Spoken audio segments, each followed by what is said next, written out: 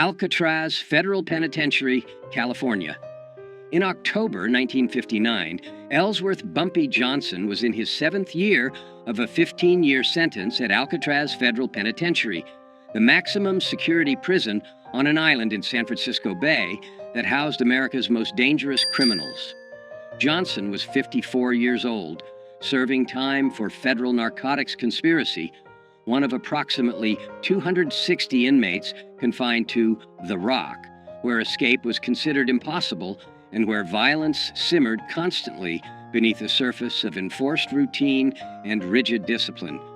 Johnson had arrived at Alcatraz in June 1953, and by October 1959, he'd established himself as someone to be respected, a former Harlem crime boss who'd controlled millions of dollars in illegal gambling operations, who'd survived decades of gang wars, who carried himself with quiet dignity that commanded respect from other inmates regardless of their race or criminal background. Among black prisoners especially, Johnson was legendary, a man who'd built an empire in Harlem, who'd stood up to Italian mob families, who represented black power and black success in a world dominated by white criminal organizations. But not everyone at Alcatraz respected Bumpy Johnson, and one man in particular, a massive white prisoner named Eric Paulson, would learn in the most violent and permanent way possible that disrespecting Johnson carried consequences that no amount of size or strength or murderous reputation could protect against. According to 17 former Alcatraz inmates who were present during October 1959 and who spoke with Prison Chronicles between 1965 and 1970, what happened in the prison cafeteria on October 23, 1959, became the most legendary act of violence in Alcatraz history. Not because of its brutality — Alcatraz had seen far more brutal attacks — but because of how swiftly it happened, how strategically it was executed, and how completely it ended racist harassment that had been escalating for an entire week. Eric Paulson, 38 years old in October 1959, was exactly the kind of prisoner that Alcatraz was designed to contain: violent, sadistic, racist, and utterly unrepentant about any of it. Paulson stood 6 feet 4 inches tall, weighed approximately 275 pounds of muscle, built through years of prison weightlifting, and had been convicted of 3 separate murders, all of black men, committed during armed robberies in Texas between 1954 and 1956. According to court records and prison files, Paulson had specifically targeted black victims because, in his own words during his trial, killing, racial slur, isn't really murder, it's pest control. He'd shown no remorse during sentencing, had laughed when the judge called him a racist monster, and had promised he'd kill more black people if he ever got out of prison. Alcatraz received Paulson in 1957 after he'd assaulted multiple black prisoners at other federal facilities, making him too dangerous to house in regular prisons. At Alcatraz, Paulson continued his pattern of racist violence and intimidation, but in a more calculated way that avoided the kind of obvious attacks that would land him in solitary confinement indefinitely. Paulson was smart about how he terrorized people, says Marcus Williams, a black inmate who served at Alcatraz from 1958 to 1964 and who witnessed the incident involving Johnson. Williams spoke with Prison Chronicles in 1968. He didn't just attack people openly where guards would see. He'd do little things that humiliated and intimidated, but that weren't technically violent enough to get him thrown in the hole. He'd take food off black prisoners' trays during meals. He'd bump into black prisoners in the shower or in the yard, making it look accidental, but doing it hard enough to hurt. He'd whisper racial slurs when guards weren't close enough to hear. He'd make it clear that he considered black prisoners to be beneath him, that he thought Alcatraz was too good for racial slur, that we should all be working in fields or cleaning toilets rather than housed with white criminals who'd committed real crimes. By October 1959, Paulson had been at Alcatraz for 2 years and had established himself as someone who intimidated most prisoners, not just black inmates, but even white inmates who didn't want to risk confrontation with someone that large and that violent.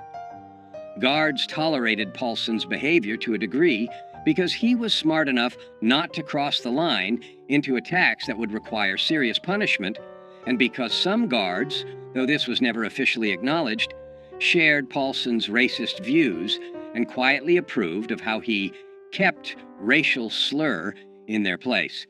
Paulson thought he was untouchable, Williams recalls. He'd killed 3 black men on the outside and felt no guilt about it.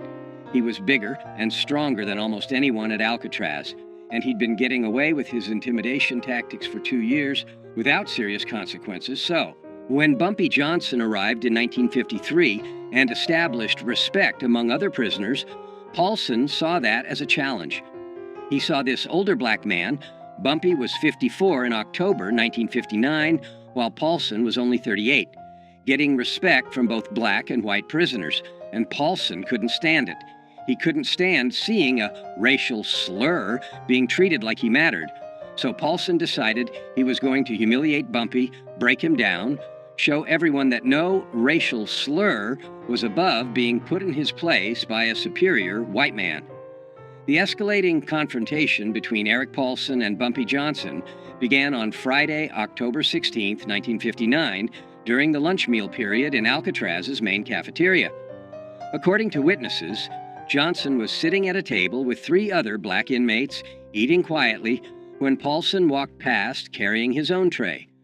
Without breaking stride, Paulson reached down and took Johnson's dessert, a small piece of apple pie that was part of the standard meal, and continued walking to his own table, where he sat down and ate the pie while staring at Johnson with obvious contempt.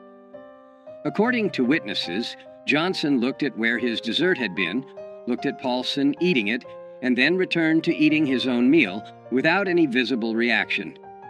Everyone at Bumpy's table was ready to fight, Williams recalls. We were ready to stand up and confront Paulson for disrespecting Bumpy like that. But Bumpy just shook his head slightly, telling us to stay calm, and kept eating like nothing had happened. We didn't understand at first. We thought maybe Bumpy was afraid of Paulson because Paulson was so big. But later we understood Bumpy was giving Paulson rope to hang himself. Bumpy was letting Paulson think he could get away with disrespect so that Paulson would keep escalating until he crossed the line where Bumpy could respond with overwhelming violence that would be justified as self-defense.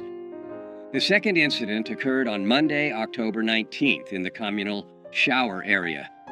Johnson was showering when Paulson entered, walked directly toward Johnson despite plenty of other shower stations being available, and shoved Johnson hard enough that Johnson slipped on the wet floor and had to catch himself against the wall to avoid falling. "That's my shower," racial slur, Paulson said loudly enough that everyone in the shower area heard clearly. "Find another one. This one's for white men only." According to witnesses, Johnson stood up slowly, water dripping from his body, and looked at Paulson for several seconds without speaking.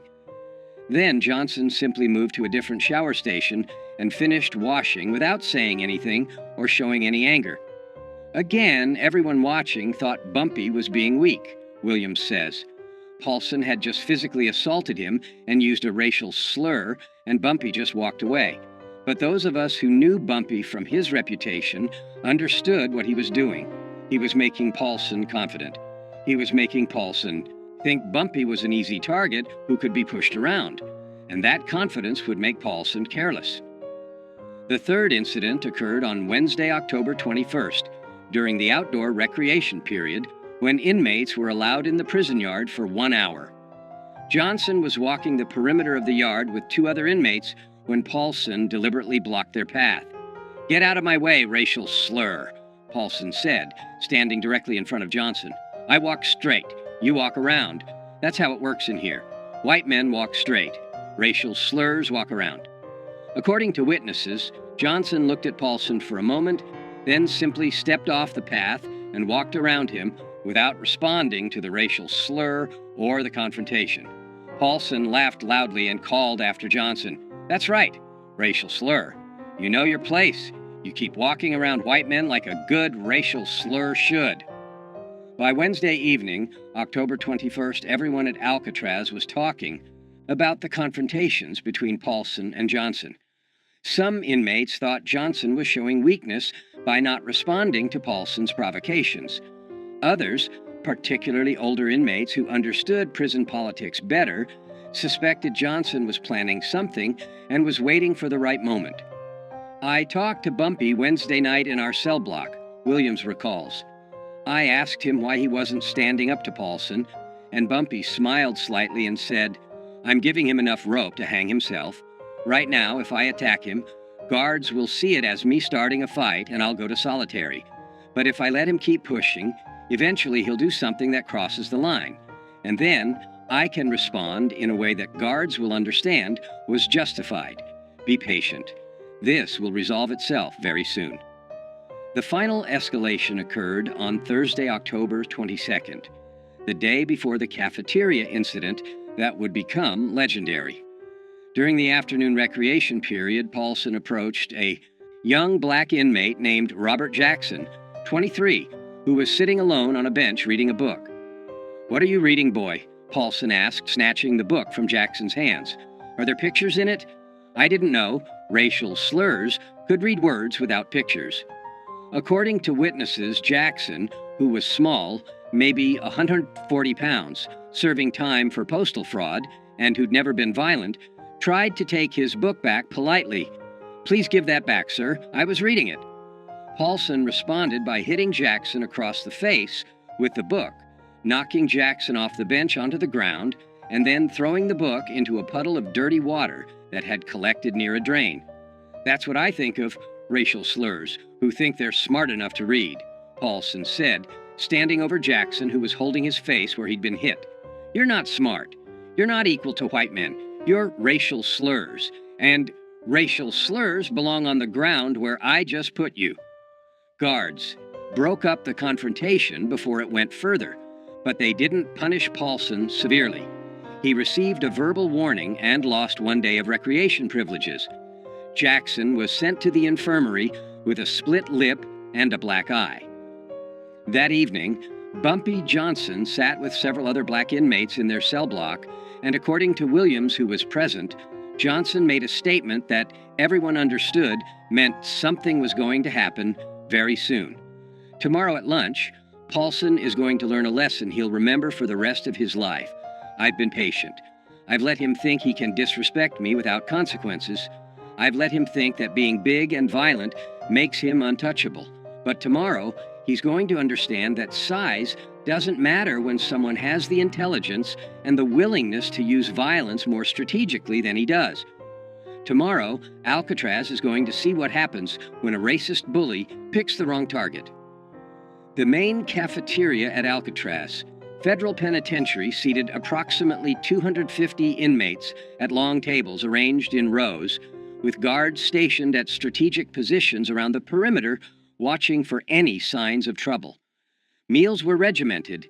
Inmates filed in, received their food, sat at assigned tables, ate in silence or with minimal conversation, and filed out within 45 minutes. Violence during meals was relatively rare because guards had clear sight lines to every table, and because inmates knew that starting a fight in the cafeteria would result in immediate solitary confinement.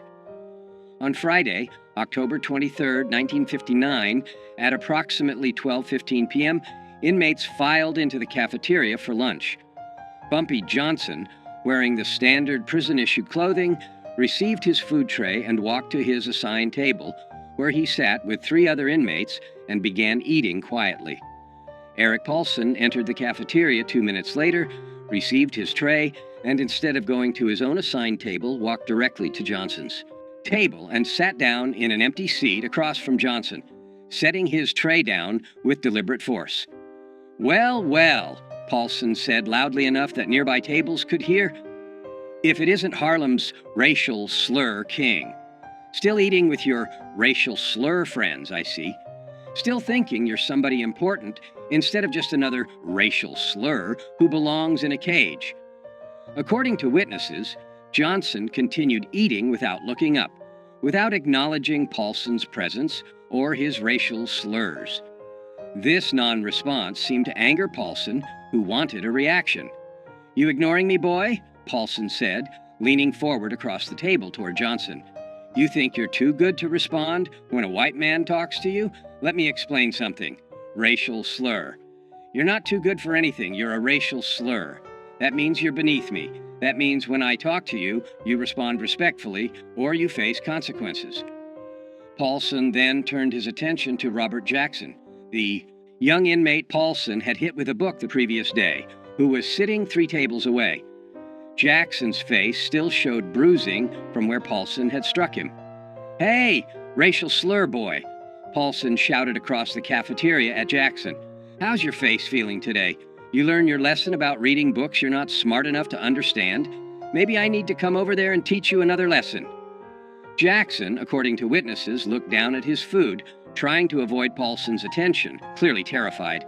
Some of the other black inmates at Jackson's table started to stand up, preparing to defend him if Paulson approached, but guards shouted for everyone to remain seated. And then Bumpy Johnson stood up.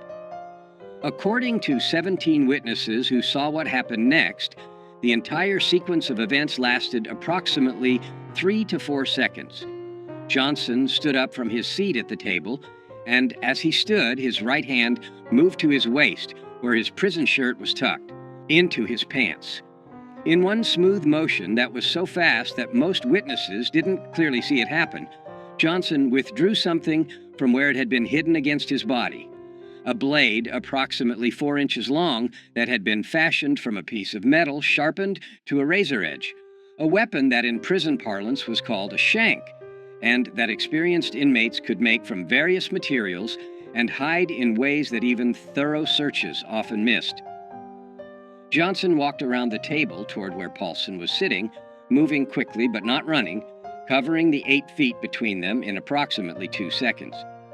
Paulson saw Johnson approaching and started to stand up, his hands moving to defend himself or to attack. But Johnson was faster. Johnson's right arm moved in a horizontal slash across Paulson's face from left to right, a motion that took less than 1 second, and the shank's blade cut a deep gash across Paulson's face from his left cheekbone to his right jaw, opening a wound approximately 7 inches long that immediately began pouring blood. Paulson screamed, a sound witnesses describe as shock and pain combined, and his hands went to his face, trying to stop the blood that was now flowing down his neck and onto his prison shirt. But Johnson wasn't finished. Before guards could react, before Paulson could defend himself, before anyone could intervene, Johnson's arm moved again, this time in an upward diagonal slash from lower right to upper left, and the blade cut another deep gash across Paulson's face, this one crossing the first wound at an angle and catching Paulson's right eye, slicing through the eyelid and into the eye itself. Paulson collapsed backwards, falling over the bench he'd been sitting on, landing on the cafeteria floor in a spreading pool of his own blood, screaming continuously now, his hands covering his ruined eye, blood streaming through his fingers. The entire cafeteria erupted in chaos. Guards rushed toward the scene, blowing whistles, shouting orders for everyone to get down on the floor. Inmates scattered or dove under tables. Within 15 seconds, 5 guards had surrounded Johnson with weapons drawn, while 2 other guards went to Paulson, who was writhing on the floor, blood pooling around him from the 2 facial wounds. Johnson dropped the blade on the floor, held his hands up to show he was no longer armed, and allowed guards to force him to the ground and handcuff him without resistance. But before guards could drag Johnson away, before they could get Paulson medical attention, Johnson said one sentence that every witness heard clearly, and that would be repeated in prisons across America for the next 50 years. "Touch that young brother again, call him one more racial slur, and next time you won't visit a doctor, you'll visit God." Eric Paulson survived the attack, but was permanently disfigured and partially blinded. The first slash across his face required 127 stitches and left a scar that ran from his left cheekbone to his right jaw, a mark that he would carry for the rest of his life. The second slash destroyed his right eye completely, requiring emergency surgery to remove what remained of the eyeball and leaving Paulson blind on his right side permanently. Paulson was transferred to the prison hospital, where he remained for 2 weeks, recovering from his injuries. According to medical staff who treated him, Paulson was a changed man after the attack. Quiet, withdrawn, no longer aggressive or threatening. The physical damage was severe, but the psychological damage was perhaps worse. Paulson had believed himself to be untouchable because of his size and his violent reputation, and Johnson had destroyed that belief in 3 seconds. Paulson never threatened another black prisoner after that attack, says Williams. He'd learned what every bully eventually learns if they live long enough. Size and strength don't matter when someone has a weapon, and the willingness to use it without hesitation. Bumpy had shown Paulson, had shown everyone at Alcatraz, that being 275 pounds of muscle meant nothing against someone who understood violence at a deeper level, who could strike faster than you could defend, who could permanently damage you before you even realized you were in danger. Bumpy Johnson was immediately placed in solitary confinement, pending investigation. The investigation lasted 2 weeks and included interviews with dozens of witnesses. What investigators discovered was exactly what Johnson had calculated. Multiple witnesses testified that Paulson had been harassing and threatening black prisoners for weeks, including taking Johnson's food, shoving Johnson in the showers, blocking Johnson's path in the yard, and using racial slurs constantly. Witnesses testified that Paulson had physically assaulted Robert Jackson the day before the cafeteria incident, hitting him with a book and knocking him to the ground while calling him racial slurs. Witnesses testified that on the day of the attack, Paulson had sat at Johnson's table uninvited, had used racial slurs toward Johnson repeatedly, and had then threatened Jackson across the cafeteria. Johnson's own statement to investigators was simple and consistent. I defended myself and another inmate from a racist prisoner who'd been threatening us for a week. I used the minimum force necessary to ensure he would stop threatening us. I had warned him. I told him after the attack that if he continued his behavior, consequences would be worse next time. I don't regret defending myself. I don't regret defending Robert Jackson.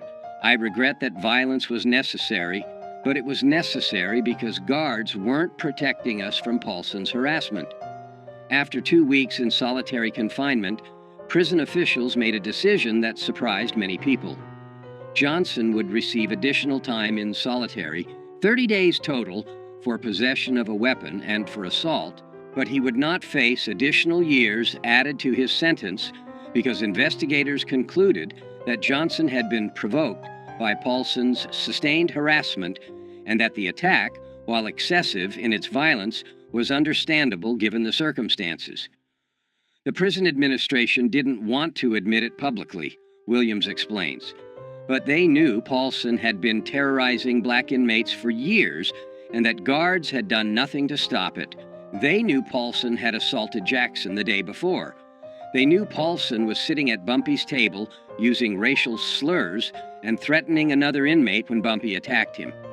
So punishing Bumpy too severely would mean admitting that the prison administration had failed to protect inmates from a known racist bully.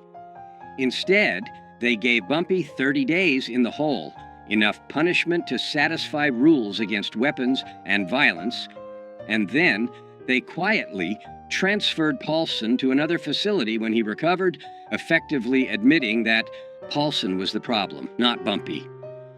What happened in Alcatraz's cafeteria on October 23, 1959 became legendary not just at Alcatraz, but in federal prisons across America. Inmates transferred from Alcatraz to other facilities carried the story with them. Guards talked about it. Prison officials wrote about it in reports. And the story grew with each retelling until it became a legend that defined Bumpy Johnson's reputation for the rest of his time in prison and for the rest of his life. The legend emphasized several key elements. The strategic patience. Johnson had endured a week of harassment without responding, letting Paulson grow confident and careless, waiting for the moment when response would be justified. The speed and precision. 2 slashes in 3 seconds that permanently disfigured and partially blinded a man before guards could react or before the victim could defend himself. The weapon. No one knew where Johnson had hidden the blade or how he'd smuggled it into the cafeteria.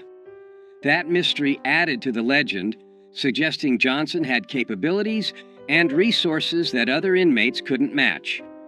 The message: touch that young brother again, and next time you'll visit God. The statement became famous in prison culture as the perfect threat. Specific, clear, and absolutely believable, coming from someone who just demonstrated the willingness and ability to inflict devastating violence. The age factor. Johnson was 54 years old when he attacked Paulson, while Paulson was 38 and significantly larger physically. The fact that an older, smaller man had destroyed a younger, larger man so quickly and efficiently became part of the legend, proving that intelligence and experience were more valuable than size and strength.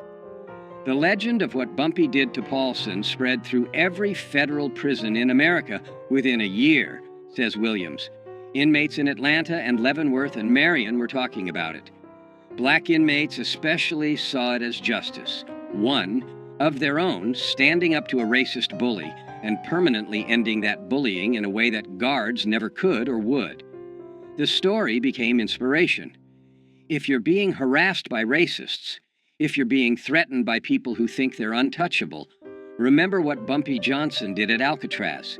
Be patient, be strategic, and when the moment is right, respond with overwhelming violence that ends the threat permanently. When Johnson was released from solitary confinement, after 30 days, he returned to general population and found that his reputation had changed completely. According to Williams and other inmates, white racist prisoners who'd previously felt comfortable using racial slurs around black inmates now kept their mouths shut when Johnson was present, understanding that crossing him could result in permanent disfigurement. Young black inmates treated Johnson with reverence, seeing him as someone who defended one of them against a racist bully when no one else would. Even guards showed more respect, understanding that Johnson wasn't just another inmate, but someone who could and would use strategic violence when necessary to protect himself and others. After the Paulson incident, nobody messed with Bumpy Johnson at Alcatraz, Williams says. Nobody took his food. Nobody pushed him in the showers. Nobody used racial slurs around him. The word had spread. Bumpy Johnson might be 54 years old, might look like an aging criminal who's past his prime, but he's more dangerous than men half his age because he's smarter, more patient, and willing to use violence with surgical precision when he needs to. That reputation protected Bumpy for his remaining 4 years at Alcatraz until his release in 1963. And it protected every black inmate at Alcatraz because racists understood that if they targeted black inmates, they might face retaliation from Bumpy, and nobody wanted that. Robert Jackson, the 23-year-old inmate Paulson had been threatening when Johnson attacked, served the remainder of his sentence at Alcatraz and was released in 1962. According to Jackson's later accounts to friends and family, the cafeteria incident changed his life by teaching him about courage, justice, and standing up to bullies. Mr. Johnson saved me that day, Jackson told his family after his release, according to accounts shared with Prison Chronicles. Paulson had been terrorizing me for weeks. I'm small, I'm not violent, I couldn't defend myself against someone that big. I thought I'd have to endure his abuse for my entire sentence. And then Mr. Johnson, who barely knew me, who had no obligation to help me, stood up and permanently ended the threat in 3 seconds. He risked additional prison time to defend me. He used violence on my behalf when I couldn't use it myself. That taught me that there are people in this world who'll stand up for you when you can't stand up for yourself, and that justice sometimes requires violence when peaceful means fail. Jackson never saw Johnson again after their respective releases from Alcatraz, But Jackson kept a newspaper clipping about Johnson's 1968 death, and at Jackson's own funeral in 1997, his family found the clipping in Jackson's wallet along with a handwritten note. "He saved me when no one else would. He showed me what courage looks like." RJ, 1962. Eric Paulson was transferred from Alcatraz to USP Leavenworth in Kansas in December 1959, 2 months after the cafeteria attack. According to prison records and accounts from inmates who served with Paulson at Leavenworth, Paulson was a changed man after his encounter with Johnson, physically disfigured with a massive facial scar and blind in one eye, but also psychologically broken by the realization that his size and violence hadn't protected him. Paulson served the remainder of his sentence at Leavenworth and was released in 1971. He returned to Texas, worked various manual labor jobs, and died in 1989 at age 68. According to people who knew him in Texas, Paulson rarely talked about his prison time, but when he did, he would touch the scar on his face, a mark that remained prominent even 30 years after Johnson had put it there, and say, "I learned the hard way that being big doesn't make you tough, and being tough doesn't make you smart. I thought I was the most dangerous man at Alcatraz. Turns out I wasn't even close." Bumpy Johnson was released from Alcatraz in November 1963 after serving 10 years of his 15-year sentence. He returned to Harlem, reclaimed control of his criminal empire, and lived until July 1968 when he died of a heart attack at age 62. But the story of what Johnson did to Eric Paulson in the Alcatraz cafeteria on October 23, 1959, outlived Johnson by decades. The story was told in prisons across America, was referenced in books about prison culture, was retold by former inmates who'd served at Alcatraz, and who wanted to share the legend of how one man had ended racist harassment with 2 slashes of a blade and 1 perfect threat. That cafeteria attack defined Bumpy Johnson's reputation in ways that nothing else he did could match, says Marcus Williams, who remained friends with Johnson after both men were released from Alcatraz. Everyone knew Bumpy had been a successful criminal in Harlem. Everyone knew he'd survived gang wars and built an empire. But the Alcatraz incident showed something deeper. It showed that even at 54 years old, even after years in prison, Bumpy was still the most dangerous person in any room because he combined intelligence with absolute willingness to use strategic violence. That combination, patience, intelligence, and overwhelming violence applied at exactly the right moment, that's what made Bumpy legendary. Not the violence itself, but the strategic brilliance of how and when he used it. The phrase, "Next time you'll visit God," Johnson's threat to Paulson after the attack, became one of the most quoted lines in prison culture, used by inmates across America as a way to warn potential enemies that escalation beyond a certain point would result in death, rather than just injury. And the legend of the attack itself, 2 cuts across the face in 3 seconds, blood everywhere, a racist bully permanently disfigured and blinded, became a cautionary tale about what happens when bullies pick the wrong target, when racists assume that their size or their violence makes them untouchable, when prisoners forget that the quietest, oldest inmate might be the most dangerous person in the entire facility. That was October 23, 1959. That was the day Eric Paulson learned that Bumpy Johnson, at 54 years old, decades past his physical prime, was still capable of violence that would make a 275-pound triple murderer scream in terror. That was the slice that became legend, the attack that showed every prisoner in America that age doesn't diminish danger when intelligence and strategic thinking guide the violence. That was the 3 seconds that proved why you never, ever disrespect Bumpy Johnson. Because he'll give you enough rope to hang yourself, and then he'll cut you so fast and so precisely that you'll be bleeding before you realize you've been attacked, and you'll carry the scars of your mistake for the rest of your life.